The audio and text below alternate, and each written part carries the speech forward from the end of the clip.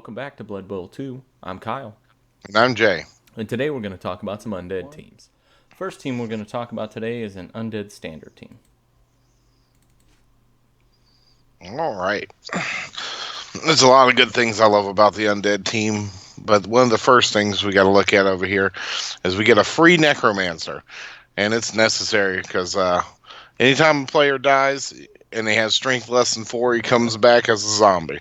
Pretty strong, especially when you're going to be losing a lot of players because they got low armor, 7s and 8s, mostly down the board. We're sitting at 3 rerolls. This is pretty much standard meta for most of our teams that we have out here. And no fan factor coach or cheerleader for that. But we're going to start this team off with some of the more bashier players. We got 2 mummies sitting here. Movement speed of 3, strength 5, agility 1, and 9 armor. Sitting with mighty blow and regeneration means that they're probably going to stay on the field for a while. Yeah, these guys are pretty stout, man, as far as big guys go. They don't move too well, and they're definitely not going to catch a ball. But for big guys, they don't have any real downside. Yeah, they're pretty decent as far as that goes. Pretty pricey at $120, but I mean, there are way more expensive players. All right, next up we got our whites here. We got movement speed of 6, strength 3, agility 3, armor 8. Pretty decent, pretty fast. They got block and regeneration. These are going to be your playmakers here in your team. Caveat: I think these are one of the best designed characters in this game. I agree. This is one of my favorite characters to play. Period. So, like you said, 2 whites, and then we'll move to the ghouls. Yeah, these are the guys that are gonna. These are basically your catchers with that 7. They're the backbone, Jay. No. With 7 movement speed and 3 strength, 3 agility, 7 armor, they're fast. They're going to be able to pick up the ball with that dodge. They're going to be able to move the ball, but with that 7 armor, they're probably going to be a zombie later on in the game. Right. Yeah, they're pretty useful if you don't get hit, but like you said, they can die fairly easy. We got 3 of them on this team. All right, and those again going to be the backbone of the team. We got skeletons.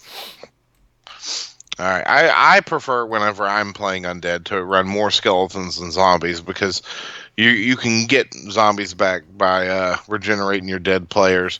And I think skeletons have a little bit more utility out there with the 5 movement speed, less agility or less armor than the zombie, but that extra movement speed really does come in handy a lot of the time. They got thick skull and regeneration, pretty solid. They're going to stick around for a little bit. And yeah, this is just a standard team, like you said. I put 2 skeletons and 2 zombies just to even it out, but you could very easily have 4 skeletons on your team. Right. As you bring up the zombies, the main difference here is the lack of a thick skull, less movement speed, more armor value. These are your throwaway blockers here. These are the ones that are going to be holding down their big players while you're trying to make some plays. Yeah, you're definitely going to have to double up and throw these guys at somebody because they're not very useful or fast by themselves. I've had a couple good games where zombies get a little ridiculous, but at the end of the day, they're only a 40k point. So yeah, they're a dime a dozen, so it's really not too big of a deal. But in short, that's our standard team. Okay, next up on the chopping block, we have our agile team. There's a look at them right here in our photo. Now, unlike the other teams we got here, we got quite a substantial amount of rerolls because we're going to lose some players. That 7 armor across the board, it's a lot like playing an elf team. There's a good likelihood that someone's going to die, but we do have a necromancer, and everyone on this team is under strength 4. So potentially we have a team full of zombies. Yeah. But a little bit of fan factor, and we move into our whites here. As I said before, high movement speed, decent agility, decent strength, decent armor class, block. These are going to be your front linemen here. These are going to be holding down a lot of the positions. They have access to the passing tree, which is great. That means they're going to be able to pick up some key skills for later in the game. These are going to become our quarterbacks. Yeah, what I like to do whenever I run the undead like this is at least try and get something to make a little shuttle pass to one of these ghouls. Even if you split them right down the middle and have one white as a quarterback and one as like your defensive key, but yeah, that's how you want to do it because You just want to get some early star player points on them, put them on the line, get some good blocks in, and slowly move them further back on your line. all right. And as far as these schools go, you do have four, but you really want to focus on getting the star player points on at least two of them because, I mean, let's be honest here, they're not all going to make it. Right. And your ghouls, these are your fast, dodgy little guys that are going to be moving around the field. These also, you know, in a pinch, if you can get some passing skills on them, maybe some agility, pick up some sure hands, sure feet, things like that, just to keep them on the field. Dodge when you get a chance, or not dodge, block. Sorry. Yeah. Yeah, the block dodge thing, that's always good. So Right. Alleviating 2 dice off the board is already strong enough. And the rest we're going to be filler skeletons because they're faster than your zombies. Less armor class, going to be a little bit more sturdy, though, because of the thick skull. So, that coupled with regeneration, they're probably going to stick around for a bit. And they're inexpensive. yeah, they are inexpensive. That's why we got a 12th player. I mean, we already had 4 rerolls, so adding that 12th guy, somebody's going to go down. Why not at least have one backup to start off with? All right, next that we got is the Undead Bashi team. That's our photo right there. Let's go to our team roster. All right, a lot similar to the way we have our standard team set up. We got our mummies, whites, but a little different is we're running with a lot of zombies here. Mainly because our mummies up there have strength 5, and our necromancer is not going to bring them back as zombies. So if we lost both our mummies, we would still have a 11-man team out there, and we could run with all zombies if we wanted to save a bit of money as well. But Yeah, this is the best way to get around a Bashi. Everyone has armor class 8 or above, so our armor value. Yeah, it's not going to be pretty if you lose those mummies, but you could probably still squeak by with the 3 rerolls and just playing it smart. You got your whites that can actually still pick up the ball and still move it a little bit. Your zombies can do it, but it's with a 5-6, it's pretty unlikely. Yeah, it's definitely going to be one of those scenarios where you try to score once and then you're playing defense for the rest of the turns, trying to keep them from not scoring.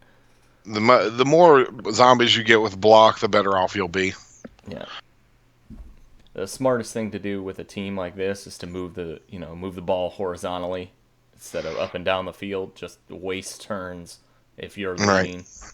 If you're Try not, to save as many rerolls as you can until the second quarter. Yeah, get in those scenarios where you're just the ball's jumping around and hopefully you're not playing elves. So last but not least, in typical Glass City Gaming fashion, we have our Snowball team, one of the funner teams. As you can see, it's not a whole lot of variety here. Let's go into the team roster.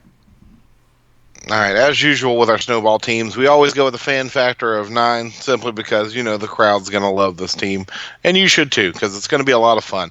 It's going to be challenging, but in the same sense rewarding, as you can pick up your later players with whatever money you win off your matches. We got our Necromancer. We got 5 rerolls, so that's pretty high on most charts there. We're sitting in with 4 ghouls. Ghouls are great. They move the ball. They can get in and out. They're dodge. And then the rest are skeletons because they, again, have 5 movement speed. And in my opinion, I think they're slightly better than zombies. And, same price or same point cost, you might as well pick up your skeletons. Yeah, and in true fashion, the way we do things, the movement speed, you can spread them out, pair them together, make it easy for them. And the ghouls, there's a lightning quick unit. You know what I mean? They're the skinks of this team. You're gonna get the ball to them, and have 2 on one side, and before you know it, they're down the field and they're scoring. Right, and even if a few of these skeletons get pretty good, but as most fashion here with an armor class across the board of 7, don't get attached to any of the players. There's a good chance that they're going to be a zombie or non-existent at all. Right. But the points put into this team are very low. It's going to be a lot of fun, and it's going to be challenging for against some of the more bashier teams, or even some of the quicker teams. This is a very middle of the road team. Yeah, snowball teams are always my favorite to play because it's something you don't do when you play Blood Bowl, and it's just a fun way to play them. Hey guys, as always, thank you for watching. Make sure to check out some of our other videos and subscribe to the channel.